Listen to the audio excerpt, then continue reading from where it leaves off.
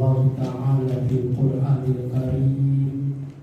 A'udzu billahi minasyaitonir rajim. Bismillahirrahmanirrahim. Wal 'ashri innal insana lafi khusrin illa alladzina amanu wa 'amilus sholihati wa tawassaw bil haqqi wa tawassaw bis sabr. Al-ayat. Faqala Nabi sallallahu alaihi wasallam, man shoma ramadhana imanan wa ihtisaban ghufira lahu ma taqaddama min dhanbi. Kepada Bapak dan Ibu yang saya muliakan, kepada hadirin jemaah sholat isya dan sholat tarawih yang saya hormati, kepada adik-adikku yang saya sayang. Pertama dan yang utama, marilah kita bersama-sama memanjatkan puja dan puji syukur kehadirat Allah Subhanahu wa Ta'ala yang telah memberikan beberapa kenikmatan kepada kita sekalian. Dengan kenikmatan itu kita dapat berkumpul, kita dapat menjalankan tugas kita sebagai hamba Allah, yaitu sholat isya dan alhamdulillah sholat tarawih juga insya Allah nanti diteruskan dengan sholat zikir berjamaah. Dengan harapan apa yang kita lakukan, apa yang kita laksanakan, ibadah kita diterima oleh Allah Subhanahu wa Ta'ala.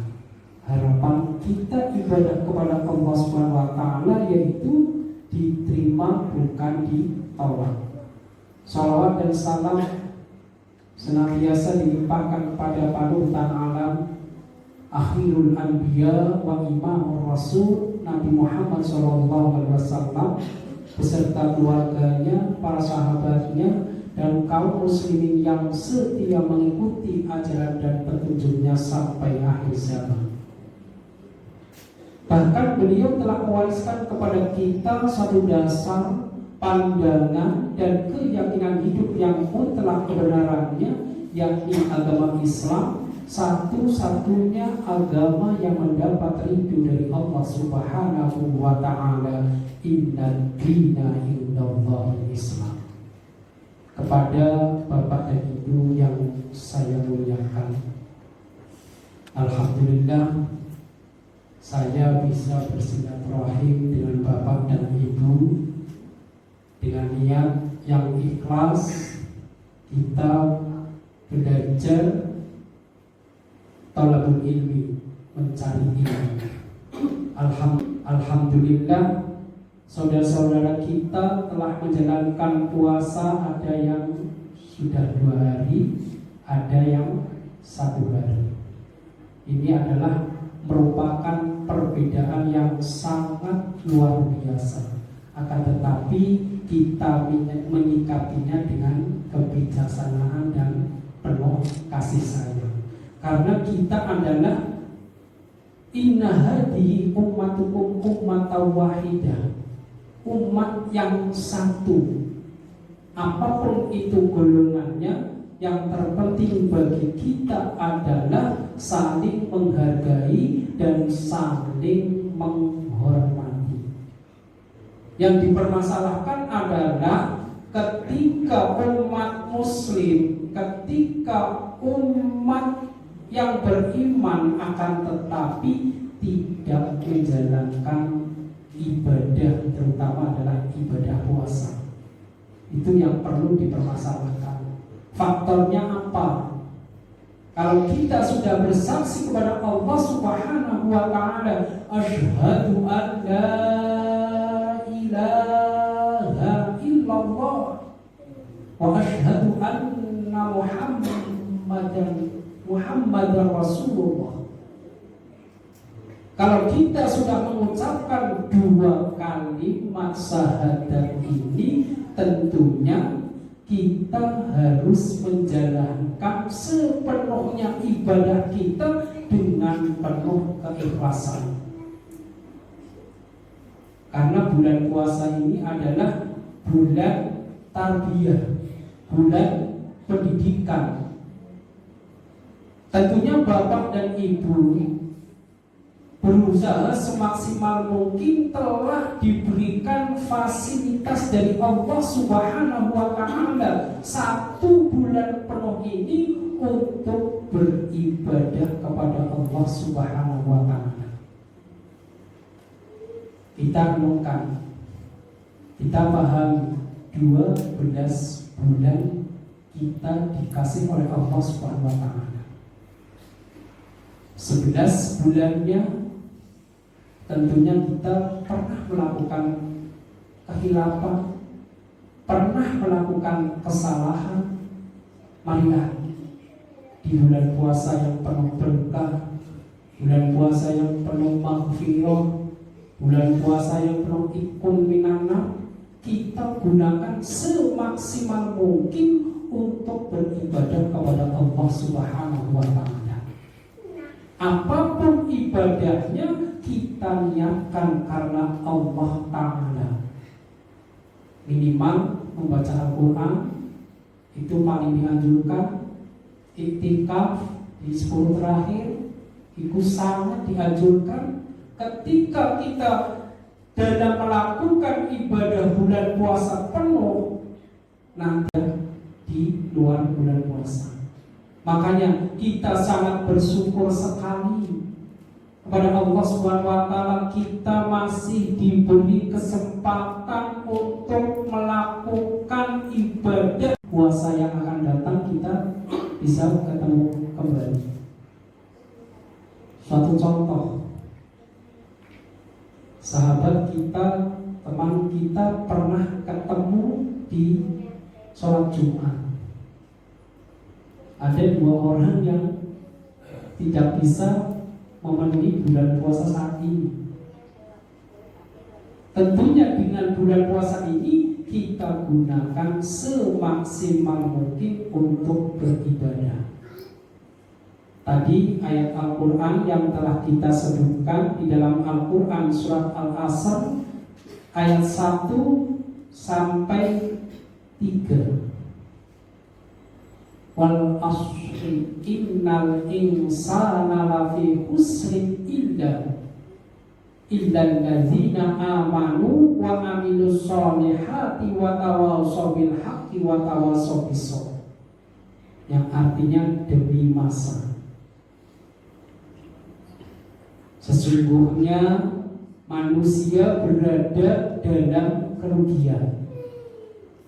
Kita semuanya rugi. Kita telah difasilitasi waktu 1 kali 24 jam. Tentunya menggunakan waktu berbeda-beda. Suatu contoh, saya diberi waktu 1 kali 24 jam. Dengan Pak Gunawan sama 1 kali 24 jam. Akan tetapi saya terlena dengan kegelimangan harta, sehingga saya merugi.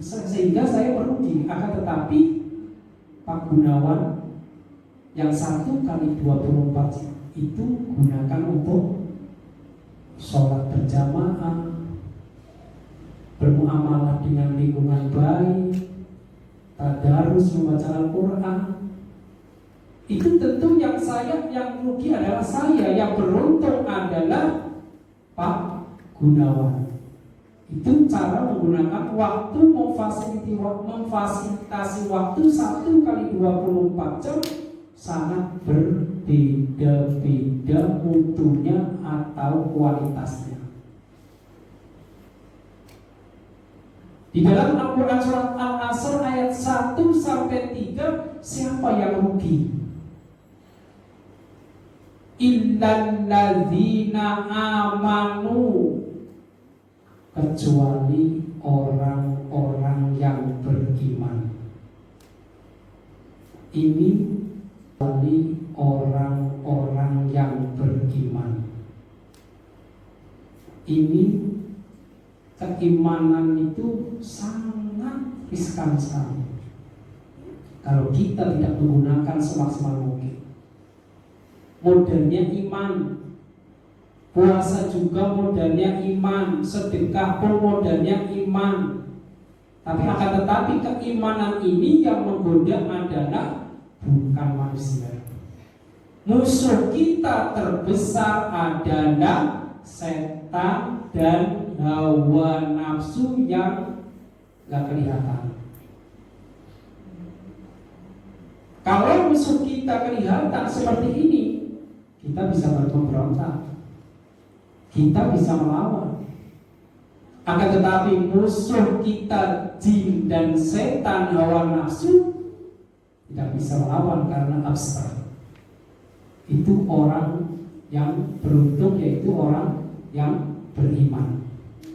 Yang kedua yaitu orang yang mengerjakan kebaikan,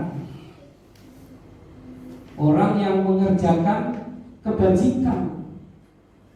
Dan yang selanjutnya itu orang yang saling menasehati untuk mentaati kebenaran dan menasehati untuk menetapi kesabaran. Konsep dalam bermuamalah, konsep dalam bergaul, baik melalui lingkungan masyarakat, baik melalui Google, baik melalui WhatsApp. Yang pertama, konsep hidup kita dalam bermasyarakat adalah yang pertama saling tolong-menolong, yang kedua saling kasih mengasihani, dan yang ketiga saling menghargai dan menghormati. Konsep seperti ini kita pegang erat-erat sehingga pergaulan kita menjadi pergaulan yang berkualitas, pergaulan yang saling menasehati. Karena konsep dalam Islam, orang melakukan perbuatan kejelekan, kita sebagai orang mukmin membiarkan, tentunya berdosa. Tidak ada tawar-menawar, terutama di lingkungan keluarga kita. Alhamdulillah pada saat ini mungkin tarawihnya mengalami kemunduran. Nanti nggak tahu yang akan selanjutnya, karena tadi yang saya bilang lawannya adalah bukan manusia. Bagaimana memperindah, bagaimana mempercantik ketika kita menyambut bulan Ramadan. Akan tetapi bagi orang yang beriman, memperindah bulan Ramadan itu dengan amalan-amalan kebaikan. Hanya inilah yang bisa saya sampaikan, kurang dan lebihnya mohon dimaafkan karena sifatnya ini adalah kultum kuliah 7 menit. Akan tetapi mohon keikhlasan dan mohon apabila saya dalam menyampaikan materi kultum banyak kesalahan, kehilafan, menyinggung perasaan bapak dan ibu, mohon dimaafkan. Akhirul kalam, wabillahi taufiq wal hidayah. Wassalamualaikum warahmatullahi wabarakatuh.